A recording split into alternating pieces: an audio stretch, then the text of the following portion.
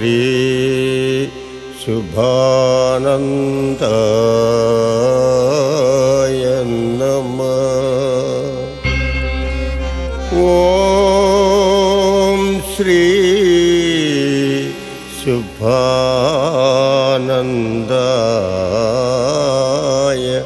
നമഃ. ഓം ശ്രീ ശുഭാനന്ദായ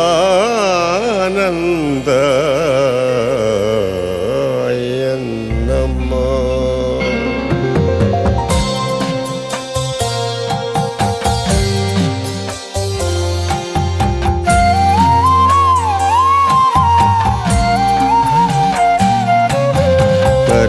പരമഗുരുവേ പരിശുദ്ധ ബോധമേ അഗതികൾക്കാശ്രയം തൃപ്പാദമേ. പരമഗുരുവേ പരിശുദ്ധ ബോധമേ അഗതികൾക്കാശ്രയം തൃപ്പാദമേ. ഗരിയേയൻ ജീവനിൽ തുണയേ പരമാത്മ പാദമിന്നടിയങ്ങൾ വന്ദിക്കുന്നേ. ഗതിയേയൻ ജീവനിൽ തുണയേ പരമാത്മ പാദമിന്നടിയങ്ങൾ വന്ദിക്കുന്നേ.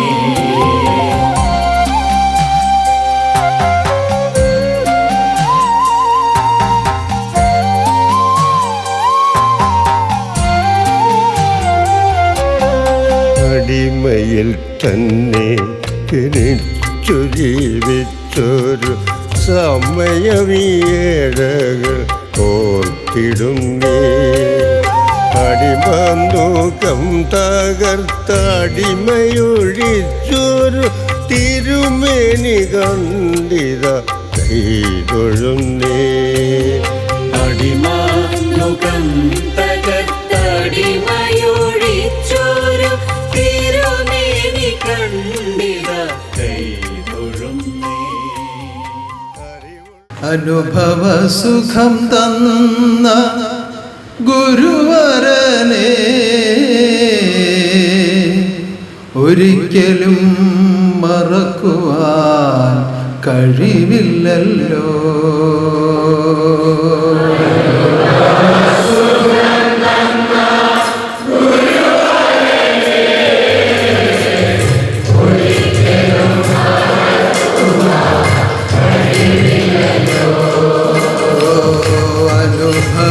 സുഖം തന്ന ഗുരുവരനെ ഒരിക്കലും മറക്കുവാൻ കഴിവില്ലല്ലോ.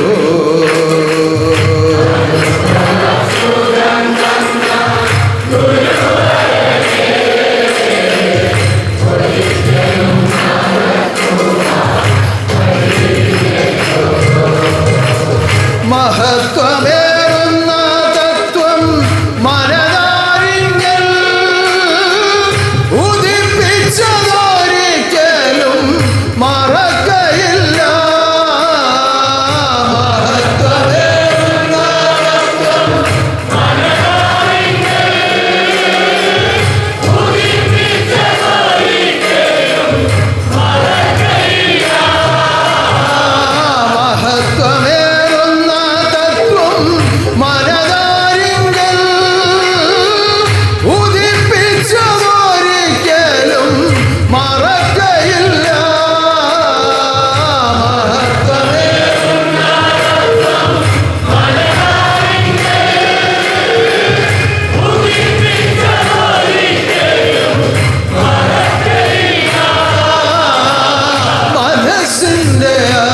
സുഖം അനുഭവിപ്പാൻ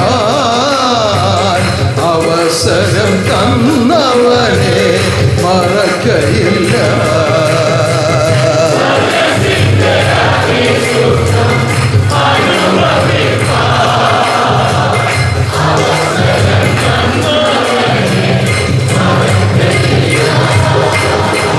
മറക്കയില്ല, ഒരിക്കലും മറക്കയില്ല.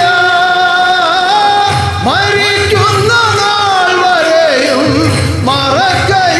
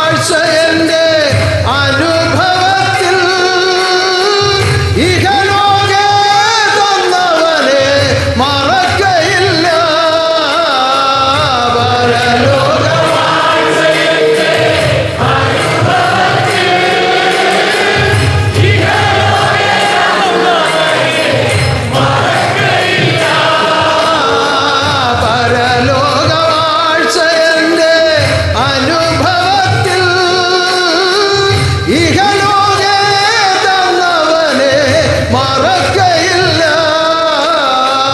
പരലോക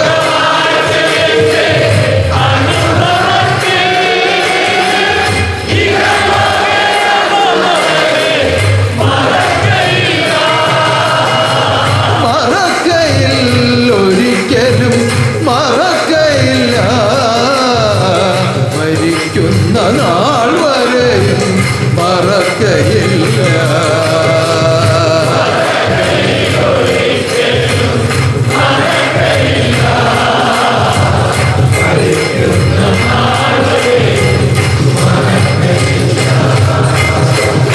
മറക്കുവാനരുതാത്ത പരമസുഖത്തെ ദാനം ചെയ്യുന്ന പരമഗുരുവിൻ്റെ തിരുനാമത്തിൽ ഒത്തുജീവിക്കുന്ന ഓമനമിത്രങ്ങളെ, ഈ ആരാധനയിൽ കൂടി അവർണ്ണനീയമായ പരമസുഖം നിങ്ങളിലെല്ലാം നിറയുവാൻ മഹാശക്തി അനുഗ്രഹിക്കുമാറാകട്ടെ. ഉന്നതമായ മഹാതീർത്ഥാടനത്തിനു ശേഷമുള്ള ആദ്യത്തെ ആരാധനയാണ്. 2026 ആദ്യത്തെ ഞായറാഴ്ചയാണ്. ഈ തീർത്ഥാടനത്തിന് ശേഷം 3 വിശേഷങ്ങൾ ഈ സന്നിധാനത്തിൽ തന്നെ നടത്തപ്പെട്ടു. ഒന്ന് കാർത്തിക പക്കനാളും മകയിരം പക്കനാളും ഒരു 12 ആചാര്യ സ്തുതിയും. അതിൻ്റെ എല്ലാം മഹത്വം നിങ്ങളുടെ ഓരോരുത്തരുടെയും ഹൃദയത്തിൽ നിറയപ്പെടുവാൻ തക്കവിധം ഈ ആരാധന നിങ്ങൾക്ക് പ്രയോജനപ്പെടുമാറാകട്ടെ. ഉന്നതനാകുന്ന ദൈവം ലോകരംഗത്ത് നടത്തിത്തരുന്ന ഓരോ വിശേഷ കർമ്മങ്ങളും കഴിയുമ്പോൾ ദൈവത്തിരുമുമ്പാകെ അതിന് നന്ദിപ്പെടുക എന്നുള്ളത് നമ്മുടെ നിയമപ്രകാരം വളരെ അത്യാവശ്യമുള്ളൊരു കാര്യമാണ്. എല്ലാ കാര്യങ്ങൾ കഴിയുമ്പോഴും നമ്മളങ്ങനെ ചെയ്യാറുണ്ട്. ഓരോന്ന് നമ്മൾ ചിന്തിക്കുമ്പോൾ എന്തെല്ലാം അത്ഭുതങ്ങളിലൂടെയാണ് ഓരോ സന്താനങ്ങളെ ഇവിടെ എത്തിച്ചതും ഉന്നതമായ ഈ കർമ്മങ്ങളൊക്കെ നടത്തി തന്നതും ഈ കർമ്മങ്ങളിലൂടെ ഓരോ ഹൃദയങ്ങളിലും ആനന്ദം ദാനം ചെയ്തതും എന്ന് ചിന്തിക്കുമ്പോൾ വർണ്ണിക്കുവാൻ വാക്കുകളില്ല.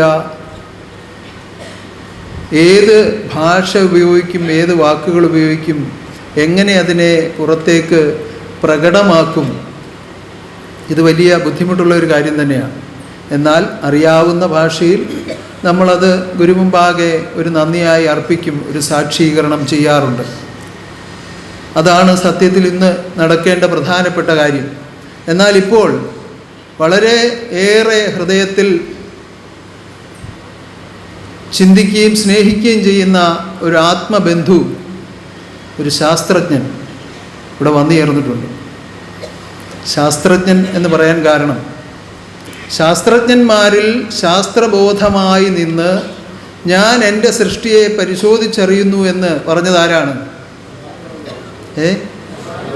ശുഭാനന്ദ ഗുരുദേവൻ പറഞ്ഞ വാക്കതാണെങ്കിൽ ഓരോന്നിലും കടന്നു ചെന്ന് അതിനെ പരിശോധിച്ച് പഠിക്കുവാൻ ശ്രമിക്കുന്നവരെല്ലാം ശാസ്ത്രജ്ഞന്മാരല്ലേ? അങ്ങനെയുള്ള ഒരു ശാസ്ത്രജ്ഞൻ കഴിഞ്ഞ നമ്മുടെ ഒരു സമ്മേളന വേദിയെ ഗുരുഭക്തിയുടെ പ്രാധാന്യം പറഞ്ഞ് സമ്പുഷ്ടമാക്കിയ നമ്മുടെ ആത്മദാസ് യമി എന്ന സന്യാസവര്യൻ ഇവിടെ എത്തിച്ചേർന്നിട്ടുണ്ട്. അദ്ദേഹം ബഹുഭാഷാ പണ്ഡിതനും പല മതഗ്രന്ഥങ്ങളും പഠിച്ച് വളരെ കൈവശത്താക്കിയിട്ടുള്ള ആളുമാണ്. ഹൃദയം തുറന്നൊന്നു കാണുക നീ, ഹൃദയം തുറന്നൊന്നു കേൾക്കുക നീ, ഹൃദയം തുറന്നൊന്നു കാണുക നീ, ഹൃദയം തുറന്നൊന്നു കേൾക്കുക നീ, ഹൃദയം തുറന്നൊന്നു കാണുക നീ, ഹൃദയം തുറന്നൊന്നു കേൾക്കുക നീ, ഹൃദയം തുറന്നൊന്നു കാണുക നീ, ഹൃദയം തുറന്നൊന്നു കേൾക്കുക നീ, ഹൃദയം തുറന്നൊന്നു അറിയുക നീ, അറിവാകും ഗുരുവിനെ അറിയുക നീ, ഹൃദയം തുറന്നൊന്നു അറിയുക നീ, അറിവാകും ഗുരുവിനെ അറിയുക നീ, ഹൃദയം തുറന്നൊന്നു അറിയുക നീ, അറിവാകും ഗുരുവിനെ അറിയുക നീ.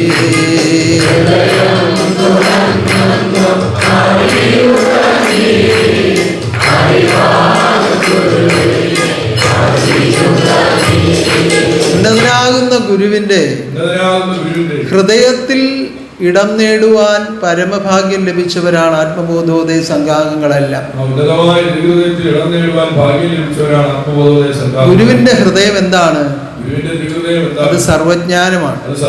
സർവജ്ഞാന കിരണത്തെ തന്റെ ദർശനമുദ്രയിൽ ആലേഖനം ചെയ്തിരിക്കുന്ന ഒരു നീലവൃത്താകാരമായിട്ടാണ്. അപൂർവം ചില സ്ഥാനങ്ങളിൽ അത് ഹൃദയത്തിന്റെ മാതൃകയിൽ തന്നെ രൂപപ്പെടുത്തിയിട്ടുണ്ട്.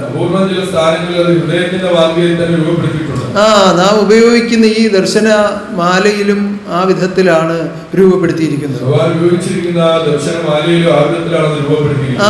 അത് ഹൃദയത്തിന്റെ ആ വ്യവസ്ഥയായതുകൊണ്ടാണ് ഹൃദയത്തിന്റെ രൂപം അവിടെ ആലേഖനം ചെയ്തിരിക്കുന്നത്. തന്റെ ഹൃദയത്തിൽ നിന്നാണ് ഈ കാണുന്ന സമസ്ത പ്രപഞ്ച പ്രകൃതികൾ ഉളവായി വന്നിരിക്കുന്നത്. അതുകൊണ്ടാണ് പറഞ്ഞത് സർവജ്ഞാനം കൊണ്ടു സർവ സൃഷ്ടികളും ഉളവായി.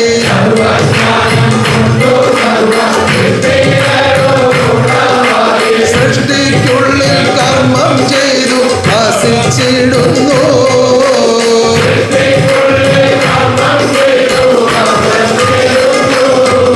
ഉന്നതനാകുന്ന ഗുരുവിന്റെ ഹൃദയത്തിൽ നിന്നാണ് സർവ്വതും രൂപപ്പെട്ടത്. ആ ഹൃദയത്തെയാണ് സങ്കല്പവേദി എന്ന് പറയുന്നത്. കാരണം തന്റെ സങ്കല്പത്തിൽ നിന്നാണ് സർവ്വതും ഉണ്ടായത്. അതിൽ താൻ ആഴിമീതെ പരിവർത്തിച്ചിരുന്നപ്പോൾ നീതിമാർഗങ്ങളെ പറ്റി ചിന്തനം ചെയ്തു. ജന്മാന്തര ജ്ഞാനോപദേശം പഠിച്ചിട്ടുള്ളവർക്ക് വളരെ കൃത്യമായിട്ട് അറിയാം, താനല്ലാതെ ഒന്നും ആദ്യം ഉണ്ടായിരുന്നില്ല. ആ ഒന്നായിരുന്ന വസ്തു തന്നെ കൊണ്ട് തന്നോട് ആലോചിച്ചപ്പോൾ കണ്ടതായ രൂപമാണ് ആത്മസ്വരൂപം. ആ ആത്മസ്വരൂപമാണ് സർവജ്ഞാനമായി രൂപാന്തരപ്പെടുന്നത്. ആ സർവജ്ഞാനത്തിൽ നിന്നാണ് സർവ്വതും ഉളവായി വന്നിരിക്കുന്നത്. ഇങ്ങനെ ഉൽപ്പത്തി രഹസ്യങ്ങളെ കലവറയില്ലാതെ ഭക്തലോകത്തിന് ദാനം ചെയ്തുകൊണ്ട് താൻ വളർത്തിയെടുക്കുന്നത് കൊണ്ടാണ് ഹൃദയത്തിലേക്ക് ഇടം നേടുവാൻ അർഹതയുള്ളവരായി തീർന്നിരിക്കുന്നത്. ആ ഹൃദയം കൊണ്ട് ബന്ധിക്കുമ്പോൾ ഹൃദയത്തിലേക്ക് നിങ്ങൾ ചേർക്കപ്പെടുകയാണ്. അത് വളരെ വ്യക്തമായി നിങ്ങൾ ആലോചിച്ച് മനസ്സിലാക്കേണ്ട ഒരു കാര്യമാണ്. സൂര്യന്റെ പ്രകാശത്തിൽ കൂടി സൂര്യന്റെ ഗുണങ്ങളെ അനുഭവിക്കുന്നത് പോലെ ബോധസൂര്യനാകുന്ന ഗുരുവിന്റെ ജ്ഞാനപ്രകാശത്തിൽ കൂടി ഗുരുവിന്റെ ഗുണങ്ങളാണ് നിങ്ങൾ അനുഭവിക്കുന്നത്. ആ ഗുണസമ്പൂർണ ഗുരുനാഥ പരമാത്മാവാം ഗുരുനാഥ.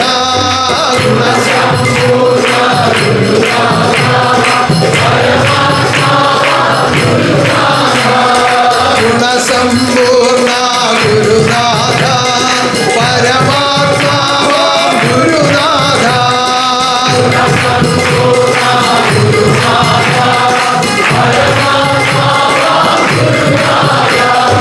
സമ്പൂർണ്ണ ഗുണങ്ങളുടെ സമ്പൂർണ്ണ രൂപമാണ് ഗുരു.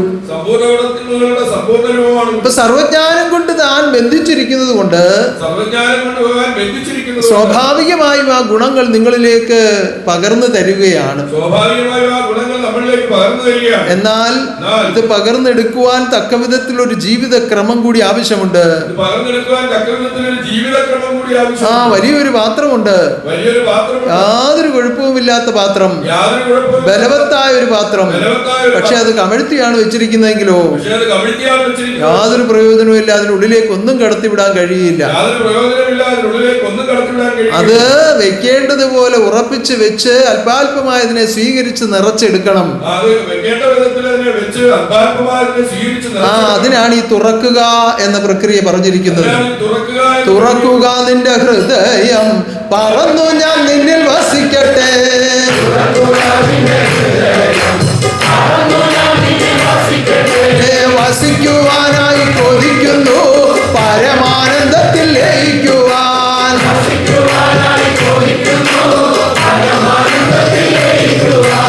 പരഹൃദയ ജ്ഞാനിയും പരഹൃദയവാസിയുമായ പരമാത്മാവ് ഈ തുറക്കാൻ ആവശ്യപ്പെടുന്നത് എന്തിനാണ്?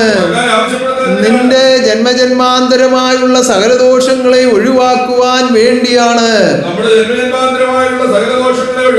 ആ ദോഷങ്ങൾ മുഴുവൻ അകന്നു പോയെങ്കിലേ ഈ ഗുണം വർദ്ധിക്കുകയുള്ളൂ.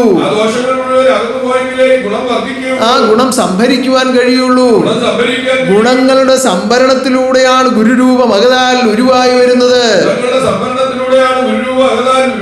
ആ സദ്ഗുണ സമ്പൂർണ്ണ രൂപനാകുന്ന സദ്ഗുരുവിന്റെ രൂപത്തെ അകതാൽ ഉരുവായി ലഭിക്കണമെങ്കിൽ ഗുണത്തിന്റെ സംഭരണം ഉണ്ടാവണം. അങ്ങനെ ഗുണവർദ്ധനവ് ആത്മാശ്രേയസ് വർദ്ധിപ്പിക്കുന്നു. അതിനു വേണ്ടിയുള്ള സംഭരണത്തിനാണ് നമുക്ക് നിയമങ്ങൾ തന്നിരിക്കുന്നത്. ആ നിയമങ്ങൾ ഓരോന്നും നമ്മൾ പാലിക്കുമ്പോൾ ദോഷങ്ങൾ ഒഴിയുകയും ഗുണത്തെ വർദ്ധിപ്പിക്കുകയും ചെയ്യുന്നു. അങ്ങനെ വർദ്ധിതമായി വരുന്ന ഗുണത്തിന്റെ പരിപൂർണതയിൽ കാണുന്ന രൂപമാണ് ഗുരുരൂപം. ആ രൂപത്തെ കണ്ട് അതിലേക്ക് ലയിച്ച് ആനന്ദിക്കുവാൻ വേണ്ടിയാണ് ഒരു മനുഷ്യനെ നിയോഗിച്ചയച്ചിരിക്കുന്നത്. ആ നിയോഗം പൂർത്തിയാക്കപ്പെടുവാൻ നിയമങ്ങൾ സർവദാ പാലിച്ചുകൊണ്ട് ജീവിതം ചെയ്യുക. ഈ പ്രാവശ്യത്തെ 12 വെള്ളിയാഴ്ച വ്രതവും അതിന്റെ സമാപനമായി നടന്ന തീർത്ഥാടനവും അതിന്റെ എല്ലാ ഔന്നത്യങ്ങളോടും കൂടി ദൈവം നടത്തിയെന്ന് പരിപൂർണ അനുഭവമുള്ളവരെല്ലാം ഒന്ന് കൈയുയർത്തിക്കൊണ്ടാക്കണം. അപ്പൊ ഉന്നതനാകുന്ന ഗുരുവിന്റെ നിയമങ്ങൾ പാലിച്ചാൽ ഉണ്ടാകുന്ന അനുഭവം എന്താണ്? ഓ ആനന്ദം നിത്യാനന്ദം ആത്മാവിലെന്നും, ആനന്ദം നിത്യാനന്ദം ആത്മാവിലെന്നും, ആനന്ദം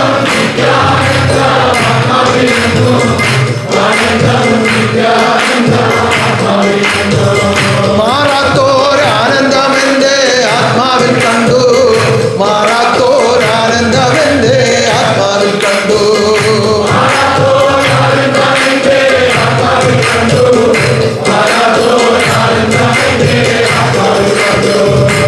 സർവാത്മാക്കൾക്കും ആനന്ദം പകരുന്ന ആ ആനന്ദത്തിൽ കൂടി ജീവിച്ച് നിത്യാനന്ദത്തിലേക്ക് എത്തിക്കുന്ന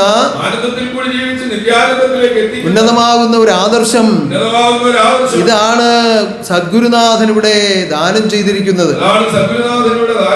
ആദർശം എന്നാൽ എന്താണ്? അതിശ്രേഷ്ഠമായ അറിവിനെയാണ് ആദർശം എന്ന് പറയുന്നത്. ആ അതിശ്രേഷ്ഠത്വം കൽപ്പിക്കുവാൻ ഗുരുവിന്റെ അറിവല്ലാതെ മറ്റെന്തെങ്കിലും ഉണ്ടോ? ലോകത്തിൽ കാണുന്ന സർവ്വതും അറിവാണ്. എല്ലാം ഗുരുവിൽ നിന്ന് ഉളവായി വന്നതുമാണ്. എന്നാൽ ഇതെല്ലാം ഉളവാക്കിയ ഗുരുവിന്റെ നാവിൽ നിന്ന് ഉദയമായി വരുന്ന ജ്ഞാനങ്ങൾ അതുമാത്രമാണ് അതിശ്രേഷ്ഠമായുള്ളത്. അങ്ങനെ ഗുരുവിന്റെ ശബ്ദത്താൽ ഉളവായ ഒരു ആദർശം അതെന്താണ്? ആത്മബോധോദയ സംഘമാണ്.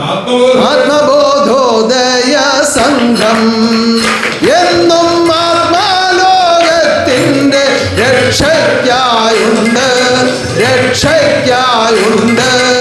ആത്മബോധോദയ സംഘം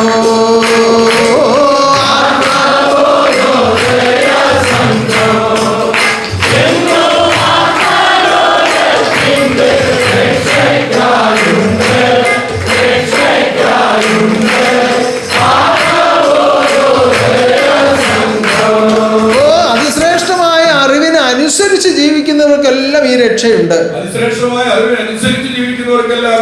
ഈ അറിവിൽ നിന്ന് വ്യതിചലിച്ചു പോയാൽ അവിടെ രക്ഷയ്ക്ക് പകരം ശിക്ഷയായിരിക്കും അനുഭവമാകുന്നത്. അത് ഗുരുവിന്റെ കുറവ് കൊണ്ടോ ഗുരുവിന്റെ സ്നേഹക്കുറവ് കൊണ്ടോ അല്ല, അവരവരുടെ കർമ്മദോഷ ഫലം കൊണ്ടാണ്. സൽക്കർമ്മം ചെയ്താൽ സന്തോഷമെന്നും ദുഷ്കർമ്മം ചെയ്താൽ ദുഃഖമെന്നും ആ ആദിയിൽ തന്നെ തീരുമാനിച്ചുറപ്പിച്ചാണ് ലോകസൃഷ്ടി ചെയ്തത്. അതിൽ നിന്ന് മാറ്റം വരുത്താൻ ഇനി ഒരിക്കലും ശ്രമിക്കുകയില്ല, അതിന്റെ ആവശ്യവുമില്ല. ഒരിക്കലും ശ്രമിക്കുകയില്ല, അതിന്റെ ആവശ്യമില്ല. കാരണം അങ്ങനെ വന്നാൽ ഇതിന്റെ വ്യവസ്ഥ നഷ്ടപ്പെട്ടു പോവുകയാണ്. അങ്ങനെ വന്നാൽ ഇതിന്റെ വ്യവസ്ഥ നഷ്ടപ്പെട്ടു പോകും.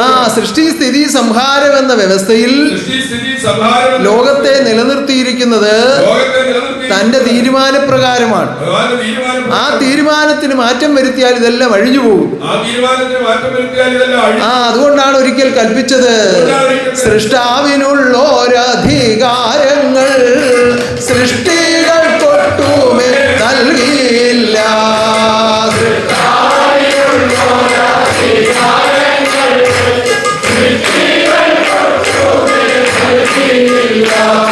പിന്നെന്താ ഒരു വഴിയുള്ളത്? സൃഷ്ടിക്കധീപന ഈശ്വരന്റെ ഇഷ്ടം സൃഷ്ടികൾ ചെയ്തു കടന്നു പോകാം.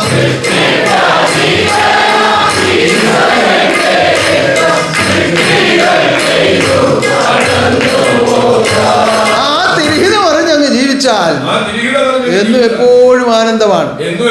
ആ തിരിഹിതത്തെ പരിപൂർണമായും മെനഞ്ഞെടുത്ത് സൂക്ഷിച്ചിരിക്കുന്ന അവസ്ഥയാണ് ആത്മബോധോദേശം. ഇതിൽ ഉൾപ്പെടുത്തിയിരിക്കുന്ന ഒന്നും തനിക്ക് അഹിതമായുള്ളതില്ല, ഒരു കാര്യവുമില്ല. ചില ആളുകൾ ചിന്തിക്കാറുണ്ട്, ഇത്രയേറെ കാര്യങ്ങളൊക്കെ എന്തിനാ ഒരു ആശ്രമത്തിൽ, എന്തിനാ ഒരു സന്യാസിക്ക്, എന്തിനാ പല വർണ്ണങ്ങൾ, സന്യാസിക്ക് എന്തിനാ സ്വർണ്ണാഭരണങ്ങൾ, ഇങ്ങനെയൊക്കെ ചിന്തിക്കുന്ന ചില ആളുകളുണ്ട്.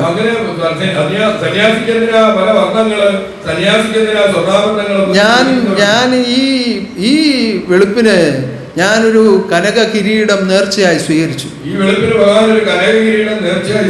ഇവിടെ ബാഹ്യാവസ്ഥയിൽ അങ്ങനെ ഒരു കിരീടം ഇല്ല, അങ്ങനെ ഒരു കിരീടം ഇവിടെ ഇല്ല. എന്നാൽ ഒരു 2-3 മണിക്കൂർ കഴിഞ്ഞപ്പോ നമ്മുടെ ആത്മദീപം കൊണ്ടുവന്ന് എന്നെ കാണിച്ചു, ഇന്നലെ ഗുരുവായൂർ ക്ഷേത്രത്തിൽ ഒരാൾ നേർച്ചയായി സമർപ്പിച്ച കിരീടമാണിതെന്ന് പറഞ്ഞ് എന്നെ കാണിച്ചു. ഞാൻ പറഞ്ഞു, ഞാനത് സ്വീകരിച്ചു. രാവിലെ ഞാൻ തന്നെയാണ് അത് സ്വീകരിച്ചത്.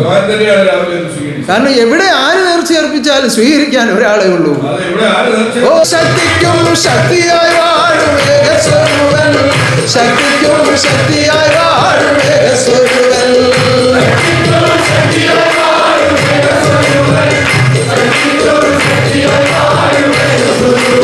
പക്ഷെ അവിടെ കൊണ്ടുവന്ന് അർപ്പിക്കുന്നു പല വിധത്തിലുള്ള ആഭരണങ്ങൾ, വസ്ത്രങ്ങൾ, പല വിധത്തിലുള്ള നേർച്ചകൾ.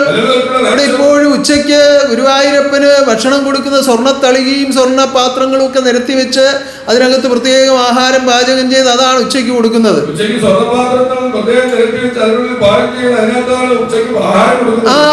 അതാണ് അവിടെ നിവേദിക്കുന്നത്. അവിടെ യാതൊരു പരാതിയും ആർക്കും ഇല്ല. എന്നാൽ ജീവനോടുകൂടി ഇരുന്നു കൊണ്ട് ഇത് സ്വീകരിക്കുകയും നിങ്ങൾക്ക് സന്തോഷത്തിനായി ഉപയോഗിക്കുകയും ചെയ്യുമ്പോൾ പലർക്കും അത് പരാതി ഉണ്ടാകും. എന്തുകൊണ്ടാണ്? അതിന്റെ ആന്തരികമായ അർത്ഥം മനസ്സിലാകാത്തത് കൊണ്ടാണ് ഈ പരിഹസിക്കുന്നത്. എന്നാൽ നമുക്കിന്ന് വിശിഷ്ടാതിഥിയായി ഇവിടെ എത്തിയിട്ടുള്ള നമ്മുടെ ആത്മദാസ് സ്വാമികൾ, ഒരിക്കൽ ഒരു ഭക്തൻ ഇതുപോലെ ആക്ഷേപം ഉന്നയിച്ചു. അദ്ദേഹത്തിന്റെ അടുത്ത് തന്നെ ആക്ഷേപം ഉന്നയിച്ചു. എന്നെ പറ്റി ആക്ഷേപം ഉന്നയിച്ചു. അപ്പൊ അദ്ദേഹം പറഞ്ഞ മറുപടി, നിങ്ങൾ ഏതൊക്കെ വർണ്ണങ്ങൾ കണ്ട് ആക്ഷേപം തോന്നിയിട്ടുണ്ടോ അതെല്ലാം 10 വീതം വാങ്ങിച്ച് തിരിച്ചവിടെ കൊണ്ടുവന്ന് മാപ്പ് അപേക്ഷിക്കണമെന്ന് പറഞ്ഞു. അങ്ങനെയാണ് അദ്ദേഹം മറുപടി പറഞ്ഞത്. എന്താ കാരണം? അദ്ദേഹത്തിന് അതിന്റെ വകുപ്പ് അറിയാവുന്നതുകൊണ്ടാണ്. ഇത് സ്വീകരിക്കാനും ഈ വിധത്തിൽ ഇതിനെ കൈകാര്യം ചെയ്യാനും കഴിവുള്ളവർക്ക് മാത്രമേ ഇത് സാധിക്കൂ എന്ന സത്യം അദ്ദേഹത്തിന് അറിയാമായിരുന്നു.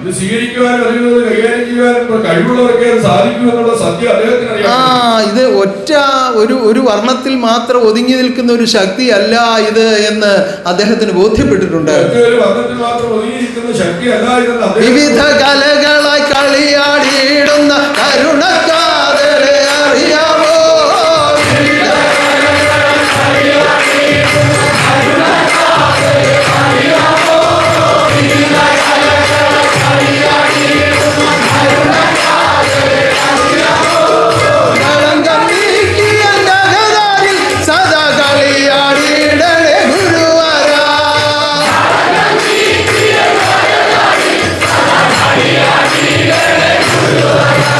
ലോകത്തിൽ നിർമ്മിച്ചു എന്നും ഒക്കെ പറയുന്ന വർണ്ണങ്ങൾ, അങ്ങനെ മനുഷ്യൻ കണ്ടുപിടിച്ചു എന്നും മനുഷ്യൻ നിർമ്മിച്ചു എന്നൊക്കെ പറയുന്ന വർണ്ണങ്ങൾ, വിവിധ വർണ്ണങ്ങളുണ്ടല്ലോ, വിവിധ കലകളുണ്ടല്ലോ, വിവിധ രൂപങ്ങളുണ്ടല്ലോ, വിവിധ ശാസ്ത്രങ്ങളുണ്ടല്ലോ, വിവിധ ഭാവങ്ങളുണ്ടല്ലോ.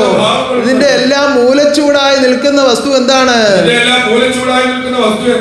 അത് തന്റെ സർവജ്ഞാനമാണ്. അപ്പൊ അതുകൊണ്ട് ഇതിനെല്ലാം അധികാരി ആരാണ്? ഒരാളെ ഉള്ളൂ ഇതിന് അധികാരി. ആ അധികാര പുരുഷനാണ് കലിയുഗത്തിൽ ശുഭാനന്ദ നാമധാരിയായി വന്ന് വാഴുന്നതെന്ന് സമ്മതിക്കുന്നവരെന്ന് കൈയടിച്ചു കേട്ടാൽ.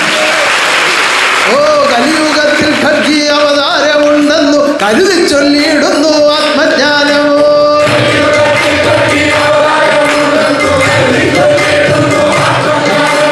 കലിയുഗത്തിൽ ഖഡ്ഗി അവതാരമുണ്ടെന്നു കരുതി ചൊല്ലിയിടുന്നു ആത്മജ്ഞാനമോ.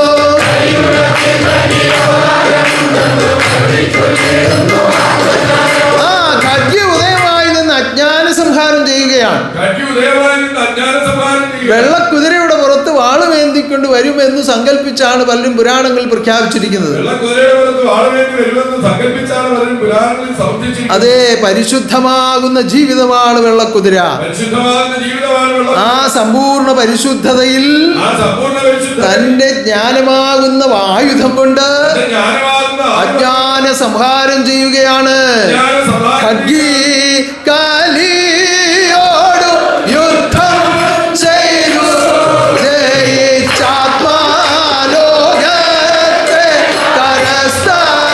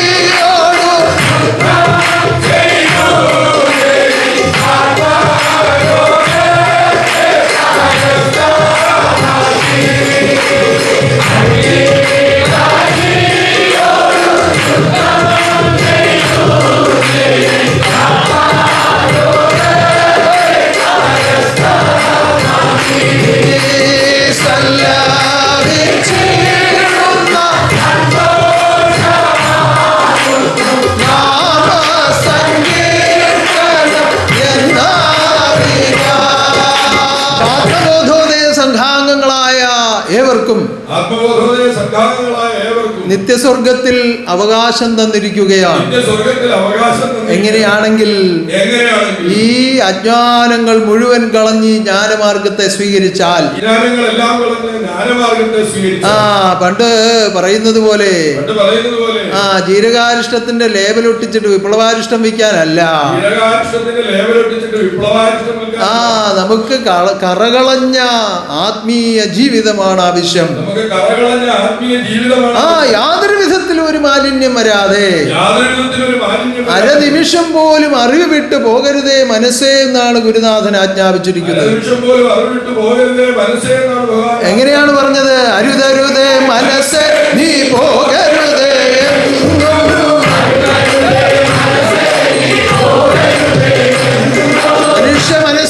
മനുഷ്യ മനസ്സിനെ അതിന്റെ ഉടമസ്ഥൻ താലോലിക്കുകയാണ്. അരുതരുതേ മനസ്സേ നീ പോകരുതേ,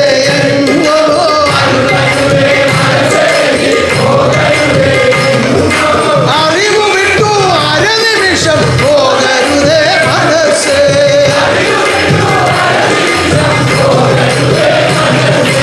ഉന്നതമായ അറിവുകൾ കൽപ്പനകളായി തന്നിരിക്കുകയാണ്.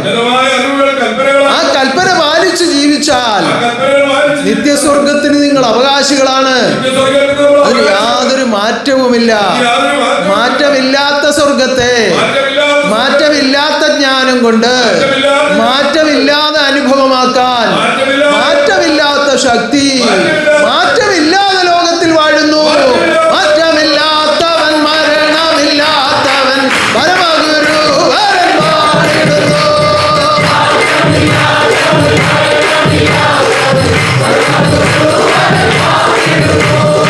മാറ്റമില്ലാത്തവൻ, മരണമില്ലാത്തവൻ, പരമഗുരു വരൻ വാണിടുന്നു.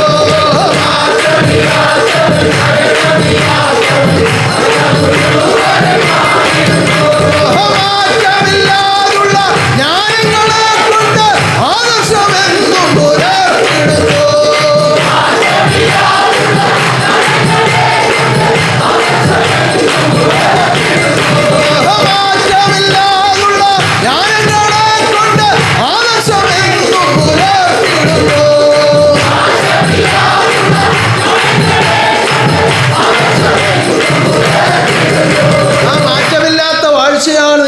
ഭാഗ്യമായി ലഭിച്ചിരിക്കുന്നത്. അങ്ങനെയുള്ള മാറ്റമില്ലാത്ത വാഴ്ചയാണ് നമുക്ക് ഭാഗ്യമായി ഇപ്പോ മാറ്റമില്ലാതെ മഹാശക്തി വാഴുന്നു എന്നുള്ളതിന് മാറ്റമില്ലാതെ മഹാശക്തി വാഴുന്നു എന്നുള്ള ഒരു ഉദാഹരണം കഴിഞ്ഞ നമ്മുടെ വേദിയിൽ നമ്മുടെ ബഹുമാന്യനായ സ്വാമിജി നിങ്ങളോട് അറിയിച്ചിരുന്നു. നിങ്ങൾക്ക് ഓർമ്മയുണ്ടാകും. കഴിഞ്ഞൊരു വേദിയിൽ ബഹുമാന്യനായ സ്വാമിജി നമ്മളോട് അറിയിച്ചിരിക്കുന്നു, നമുക്ക് ഓർമ്മയുണ്ടാകും. ഏതോ ഒരു വിദേശ രാജ്യത്താണ്. ഇപ്പൊ ആ സ്ഥലം ഞാൻ ഓർക്കുന്നില്ല. ഏതായിരുന്നു സ്ഥലം?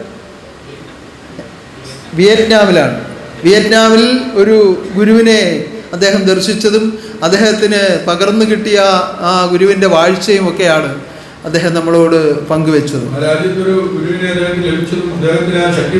ഇങ്ങനെ ശക്തികൾ പല വഴിക്ക് പല രീതിയിൽ പ്രവർത്തിച്ചുകൊണ്ടേ ഇരിക്കുകയാണ്. ഇവിടെ സമ്പൂർണമായ മോക്ഷത്തെ കൊടുക്കുവാൻ സമ്പൂർണമായ ജ്ഞാനത്തെ അവതരിപ്പിച്ചുകൊണ്ട് സമ്പൂർണമായ സർവശക്തിയാണ് വാഴുന്നത് എന്ന് ബോധ്യമാകണമെങ്കിൽ നമ്മുടെ ആത്മദീപം മുമ്പേ പറഞ്ഞതുപോലെ ശക്തിയുടെ ഭവ്യത ഉണ്ടാകാതെ ശക്തിയെ തിരിച്ചറിയാൻ ഒരു മാർഗവുമില്ല. അതിനാണ് പറഞ്ഞത് വ്രതമെടുക്കുവിൻ ശക്തി അജ്ഞാനലോക സംഹാരം നടത്തുവാൻ. ദൈവം സൃഷ്ടിച്ച ഈ ലോകത്തിൽ എന്തെങ്കിലും അജ്ഞാനം ഉണ്ടോ? സൃഷ്ടിച്ച എന്തെങ്കിലും അജ്ഞാനമുണ്ടോ? ആ അജ്ഞാനം ഇരിക്കുന്ന മുഴുവൻ മനുഷ്യ മനസ്സിലാണ്. ഈ മനുഷ്യ മനസ്സിൽ നിന്ന് അജ്ഞാനം പോയാൽ ലോകം അജ്ഞാനമല്ല.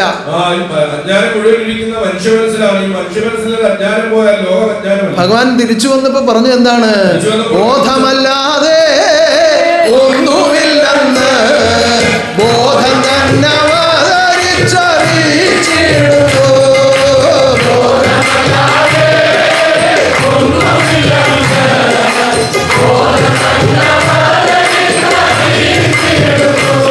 ഓരോന്നിനെയും ആരാഞ്ഞറിയുമ്പോൾ നമുക്ക് ലഭിക്കുന്ന ഉത്തരം എന്താണ്?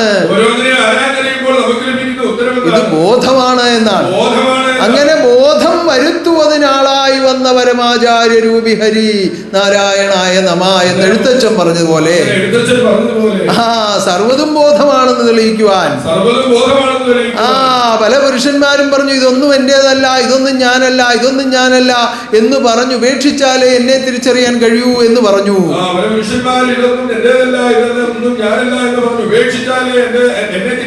അങ്ങനെ ന്യാസം ചെയ്യുമ്പോഴാണ് ഞാനാണ് ആരാണെന്ന് തിരിച്ചറിയുന്നത്. എന്നാൽ ആ തിരിച്ചറിവിൽ എത്തിച്ചേരുമ്പോൾ ഇതിന് സഹായമായി നിന്നത് സർവ്വതും എന്റെ ഗുരുവിന്റെ ബോധമാണെന്ന ഉൾക്കാഴ്ചയിലേക്ക് ഉയർത്തപ്പെടുകയാണ്. അങ്ങനെ ആത്മബോധം ഉദിച്ചോരിൽ ശുഭാനന്ദം കാണായി വരും. അപ്പൊ എന്താവും? ശുഭാനന്ദ രൂപം തന്നെ വാഴും ആത്മാവിൽ.